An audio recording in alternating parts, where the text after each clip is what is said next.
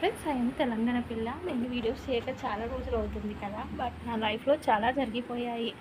But నా birthday July 23 రోజు నేను ఒక డిసిజన్ తీసేసుకున్నాను, లైఫ్కి సంబంధించిన డిసిజన్.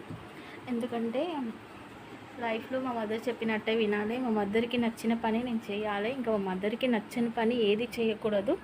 బట్ నా ఫ్యామిలీ కోసం వాళ్ళకి ఇష్టమైన పని నాకు కష్టమైనా పర్వాలేదు అని డిసిజన్ తీసుకున్నా.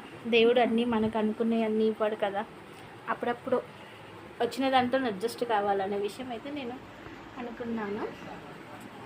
బట్ మీకు ఒకటి చెప్పాలి, నేను 30కి తిరుపతికి వెళ్తున్నాను.